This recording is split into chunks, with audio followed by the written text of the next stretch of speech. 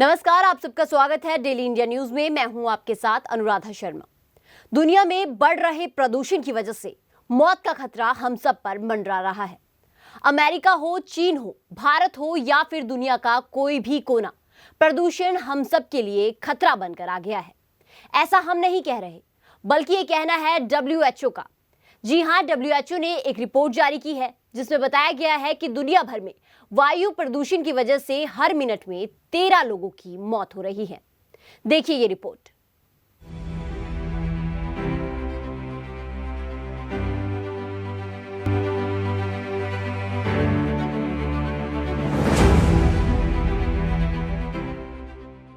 दुनिया भर में वायु प्रदूषण से होने वाली मौतों को लेकर विश्व स्वास्थ्य संगठन ने डराने वाली रिपोर्ट जारी की है।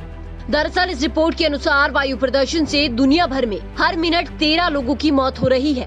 स्कॉटलैंड के ग्लासगो में संयुक्त राष्ट्र जलवायु परिवर्तन सम्मेलन की अगुवाई में शुरू की गई बैठक में WHO ने अपनी विशेष रिपोर्ट जारी करते हुए चेतावनी भी जारी की है। इसमें कहा गया कि अगर आने वाले समय में लोग नहीं चेते तो गंभीर परिणाम भुगतना पड़ सकता है। बैठक के दौरान WHO के महानिदेशक ने कहा कि कोरोना महामारी ने मनुष्य, जानवरों और हमारे पर्यावरण के बीच घनिष्ठ और नाजुक संबंधों पर प्रकाश डाला है। उन्होंने कहा कि WHO सभी देशों से ग्लोबल वार्मिंग को 1.5 डिग्री सेल्सियस तक सीमित करने के लिए COP26 पर निर्णायक कार्रवाई करने का आह्वान करता है।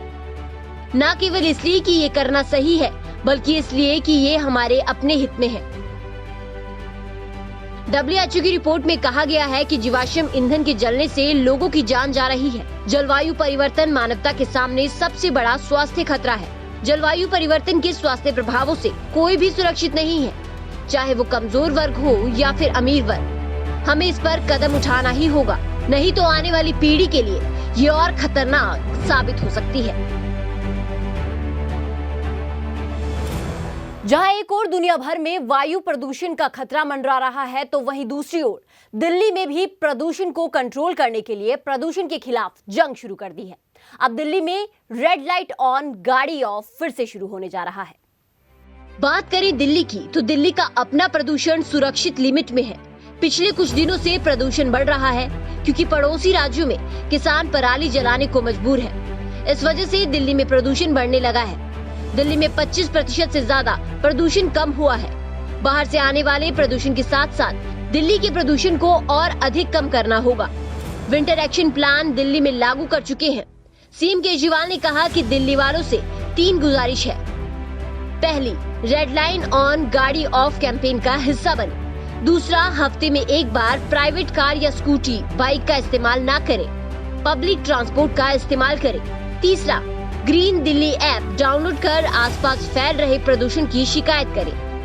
राजधानी दिल्ली में प्रदूषण के खिलाफ जारी जंग में रेड लाइट ऑन, गाड़ी ऑफ फिर से शुरू होने जा रहा है। मुख्यमंत्री अरविंद केजरीवाल ने मंगलवार को कहा कि हमने इस पहल को पिछले साल शुरू किया था। अब इस पहल को फिर से 18 अक्टूबर से शुरू करने जा रहे हैं। एक पेट्रोलियम कंजर्वेशन रिसर्च एसोसिएशन है, उनका आंकड़ा है कि अगर हम रेड लाइट पे अपनी गाड़ी ऑफ करना चालू कर दे तो साल में 250 करोड़ रुपए बचा सकते हैं और खूब लगभग 13 से 20% पोल्यूशन कम हो सकता है। तो पहली चीज़ रेड लाइट ऑन, गाड़ी ऑफ। दूसरी चीज़ कि हम एक हफ्ते में एक कम से कम ट्रिप जो है वो कम करेंगे अपनी गाड़ी से या स्कूटर से। और नंबर 3, ग्रीन दिल्ली ऐप के ज़रिए हम सरकार को, कहीं भी कोई होगा तो हम सरकार की आंख और कान बनेंगे और सरकार को उसकी शिकायत करेंगे ताकि सरकार उस पर कदम उठा सके। पिछले कई सालों में हमने मेहनत करके पोल्यूशन को कम किया है और भी पोल्यूशन कम करेंगे। सीएम केजरीवाल ने कहा कि जैसे ही आप रेड सिग्नल पर रुकते हैं, अपने वाहन के इंजन को बंद कर दें। आप आज ही शुरू कर सकते हैं। हालांकि इसे औपचारिक तौर से 18 तारीख को लॉन्च किया जाएगा। अरविंद केजरीवाल ने कहा कि अगर आपने ग्रीन दिल्ली ऐप डाउनलोड नहीं किया है तो कर लें। यदि आप दिल्ली में कहीं भी प्रदूषण देखते हैं तो ऐप के माध्यम से शिकायत कर सकते हैं। अगर कोई ट्रक वायु प्रदूषण का कारण बनता है या कोई भी उद्योग जो प्रदूषण फैला रहा है, कचरा जला रहा है, तो आप शिकायत करिए। हमारी टीम मौके पर पहुंचेगी और प्रदूषण के स्रोत को रोकेगी। गौरतलब है कि दिल्ली के पर्यावरण मंत्री गोपाल राय ने पिछले हफ्ते एडवांस्ड ग्रीन दिल्ली ऐप और ग्रीन रूम लॉन्च किया। गोपाल राय ने बताया कि पिछले साल ग्रीन दिल्ली ऐप का केवल एंड्रॉयड वर्जन था। उसकी शिकायतों को दूर कर उसे ठीक किया गया है और अब इसे iOS पर भी लॉन्च किया गया है।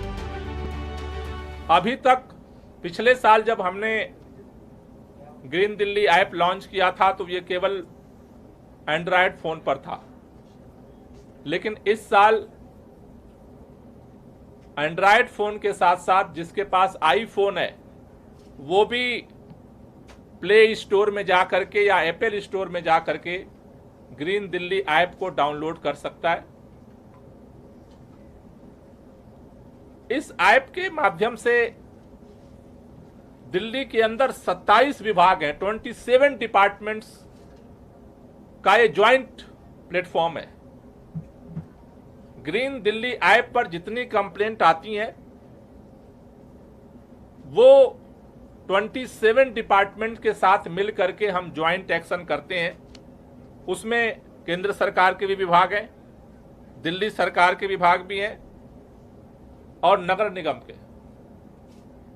ये जो 27 विभाग हैं उनके साथ हम डायलॉग करके और इन प्रॉब्लम्स को रिजॉल्व करने के लिए काम करते हैं।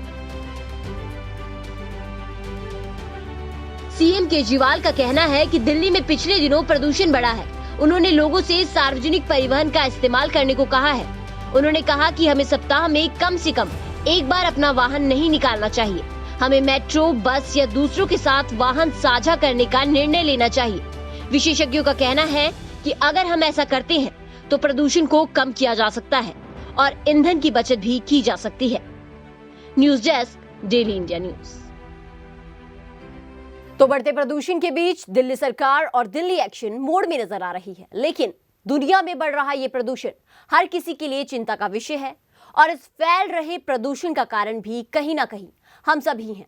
WHO ने डराने वाली रिपोर्ट जारी की है, तो अब इसे रोकने के लिए हम सब कितने तैयार हैं ये देखना बाकी है।